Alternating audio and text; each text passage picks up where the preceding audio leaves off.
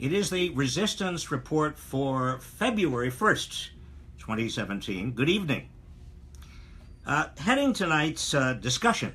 This isn't news, it's really a discussion. I want to put in context the day's events, but put them in context and show you how one thing is connected to another. And one of the themes tonight is going to be this little, it's now in a booklet form. It's called the Constitution of the United States. And I urge you, if you don't have one, get one. Every family should have one. Everybody should have one, because this is going to become more and more relevant as the tyranny of Donald Trump and the Trump-Bannon administration, let's call it that, become more and more obvious. And there's more lawsuits, and there are more attempts to push back. So we'll get to this just a little second. I want to say that the Gorsuch nomination that was made by Trump yesterday obviously is I don't think he's qualified to be a Supreme Court justice, but that should not be the issue. And what I want to urge you, and to the extent that you can urge members of Congress, Democrats and others to do this, don't make Gorsuch and his ideology and qualifications the focus of your activities over the next months. The real focus ought to be Donald Trump, because Donald Trump is not yet clearly a legitimate president. That is the big issue. We don't know yet what the investigation by the Senate Intelligence Committee and the FBI, assuming the FBI will be permitted to continue their investigation, will turn up in terms of the connection between Russian operatives and Donald Trump in fixing the election. I don't know how many of you remember, but Dianne Feinstein, just about a month and maybe 5 weeks ago, was on one of the Sunday talk shows. She is the head, she's the highest Democrat on the Senate Intelligence Committee, and she was asked point blank, did Russian operatives affect the outcome of the 2016 election? Not did they affect the 2016 election, but did they affect the outcome of the 2016 election? And Dianne Feinstein, the ranking minority member of the Intelligence Committee, who has seen all of the evidence to date, she said, yes. Now, the press didn't pick up on that very much, but I think that is a big issue, and we can't have a legitimate Supreme Court justice until we have a legitimate president. And so there should be no vote on Donald Trump's nominees, any of them, even if there's somebody after Gorsuch. There should be no vote until we are clear about the legitimacy of the Donald Trump presidency. We also need to see his taxes, and we also need him to put his assets into a blind trust. Those are the three prerequisites of holding any vote on any nominee to the Supreme Court. The Supreme Court is too important. I mean, those Supreme Court justices are interpreting the Constitution of the United States. They're interpreting statutes. They are there for years. I mean, Gorsuch himself is 49 years old. He could be there for the next 30, 40, 50 years. Supreme Court justices live a long time. They live longer than most people. I don't know why that is, but they do. And so this is such an important choice and such an important decision. You don't want an illegitimate president to be making it. And so what Democrats ought to be doing, and any responsible Republicans, is to say no vote until we are sure that Donald Trump is responsible and legitimate, and that legitimacy depends upon the outcome of the investigation with regard to any contacts or any fixing of the election. And number two, it depends on knowing much more about him than we know about his financial transactions that might have played a part in Russia's decision, such as his taxes and also his assets. You see how it all fits together. And that's why it is very important that Democrats, when Republicans say, no, that's unfair, you can't do that, you can't possibly hold up Gorsuch or any Supreme Court nomination, Democrats have to come back and say, wait a minute, there is somebody named Merrick Garland. You remember Merrick Garland? He is the person that Barack Obama put up And the Republicans, headed by Senate Republican leader Mitch McConnell, said, well, we are not going to even consider Merrick Garland until we have a quote-unquote legitimate president. That is, Mitch McConnell said, Barack Obama is not going to be here long enough. He's just going to be here another 10 months. He's at the end of his term, so we ought to wait until we have a new legitimate president. Well, I'm sorry. If Merrick Garland is not going to be even considered at all, then it seems completely necessary and appropriate not to consider any Trump nominee until we know that Donald Trump is the legitimate president. And by even beginning to talk about Neil Gorsuch and his qualifications and whether he's good or bad, you see how you're normalizing the Trump presidency, making this nomination as if it's like any other nomination from a Republican president. Don't do that. We must not fall into the trap of normalizing the Trump presidency by treating the Gorsuch or any Supreme Court nomination like that. It is not a matter simply of their qualifications or their ideology. It's a matter of Trump's legitimacy. Keep the focus on Trump, which really is part of a larger theme tonight, going back to the Constitution, and that is that we need to keep our eyes fixed on the big questions of Donald Trump. And it's not just, I've already mentioned his conflicts of interest, Article 1, Section 9, the Emoluments Clause. A big deal. Think about also the unconstitutional ban on Muslims. And it's a ban on Muslims. Rudy Giuliani was very clear about that. The First Amendment is supposed to keep a wall between church and state. No established religion in the United States. And then also the Russian oligarchs affecting the outcome, as I just said, Article 2, Section 1 of the Constitution. And then also the attack on the free press, which the Trump administration is making daily, demeaning the free press and substituting what? Tweets and their own Breitbart news. First Amendment. And also foreign policy which is supposed to be executed in a way that is consistent with American values and not treasonous. In fact, this document spells out treason. And when Donald Trump puts Steve Bannon, who used to run Breitbart News, the proto-nationalist, white supremacist organization, on the Principals Committee of the National Security Council and demotes at the same time the head of intelligence and also the head of the Joint Chiefs of Staff.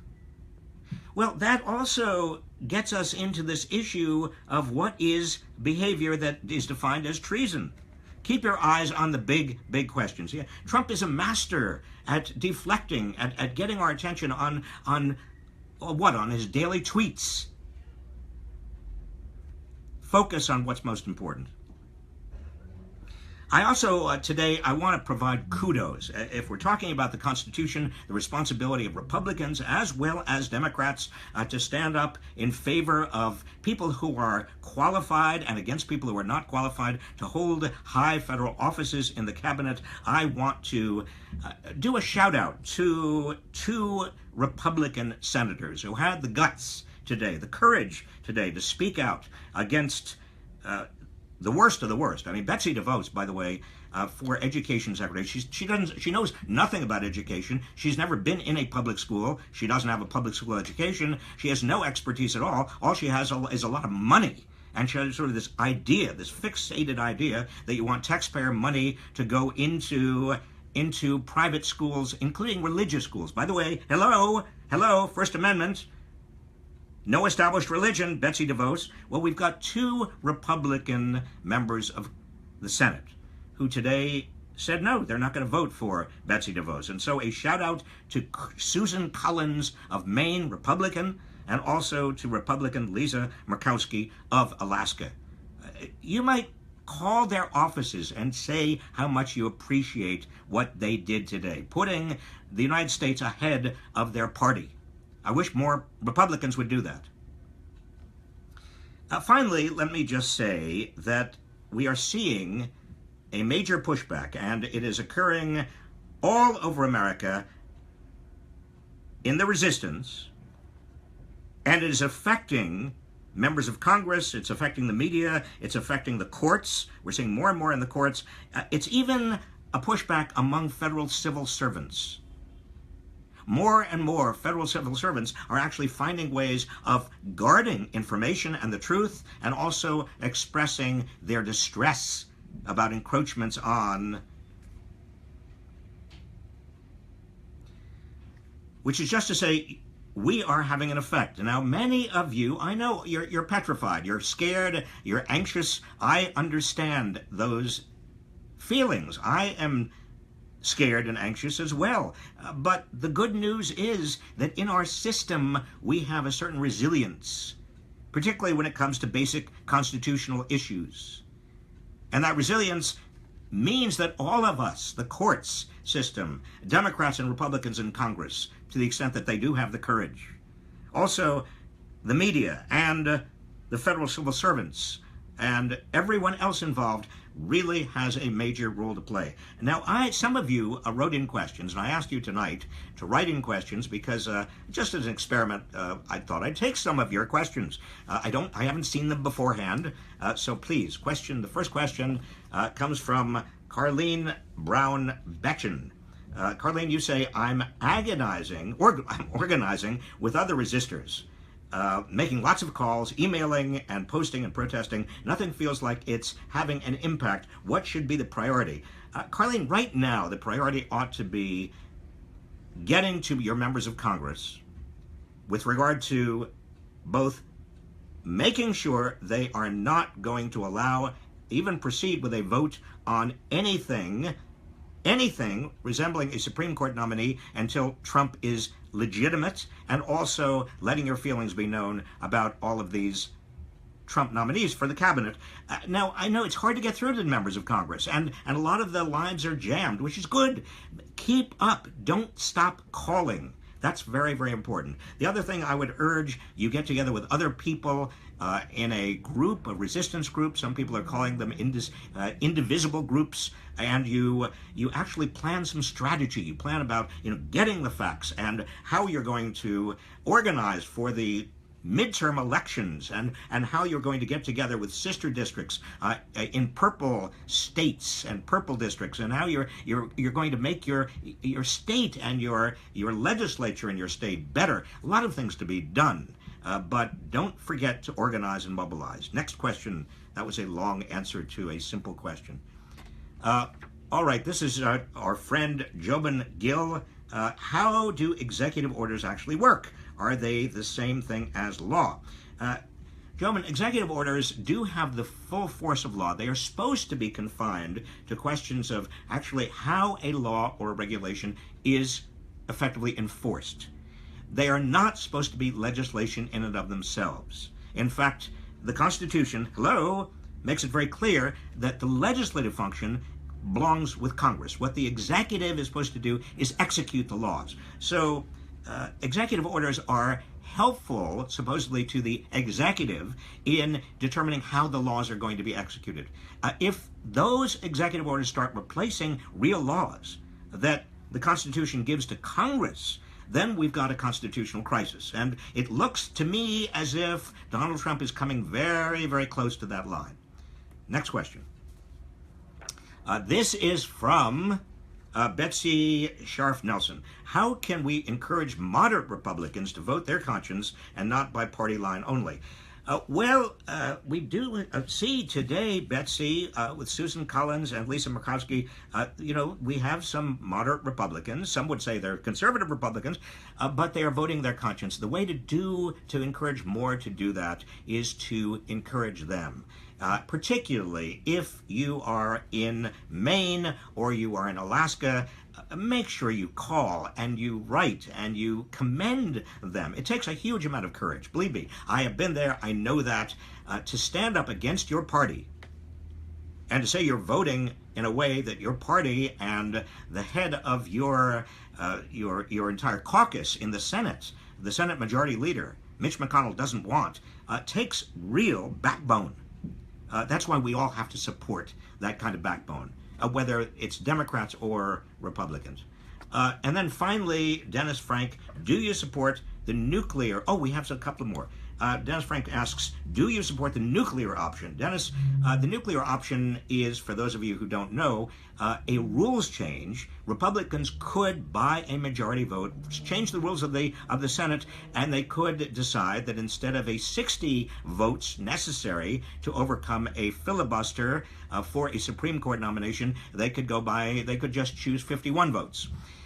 Well, do I support a nuclear option? I do not support a nuclear option, and I've been on record as not supporting that for the Supreme Court. I've supported it for lower court appointments. I think the Supreme Court, for all the reasons I've talked about and all the reasons here, is really special and important, and having a kind of supermajority is appropriate for a Supreme Court. But what happens, you might ask yourself, if the Republicans go ahead and use the nuclear option with regard to Trump's pick? Well, then I think Democrats have no choice. They've got to use all the procedural hurdles at their disposal, including continuing to raise points of order and to reject any kind of a moving forward of any of the agenda. And there are ways of doing that. You know who was a master at doing that? And I saw him do it, Ted Kennedy, when he was senator. He, even though he was in the minority through most of the 1990s, he understood the procedural rules. He could hold that entire Senate up in a web, a tangle of motions. They couldn't move forward. That's what the Democrats need to do. Loretta Moreau, is that the way I pronounce it, Loretta? What's happening with the checks and balances that we have been hearing about for years and years? Well, Loretta, the test is happening right now. We are undergoing right now a true test of our system of government. Donald Trump has precipitated, I won't say yet, a constitutional crisis. There may still be a constitutional crisis, but in many ways, this is a test of the capacity of our separation of powers, our checks and balances, to do what the framers of the Constitution intended, and not allow any single person, any single man or woman, in this case a man, Donald Trump, to take tyrannical power. That's what this is all about. That's what the framers had in mind. That's what the Constitution is all about, preventing tyrants from taking power from the people. And that's what we have to guard against. And that's what we are guarding against. I want to end tonight with what I am actually looking at most.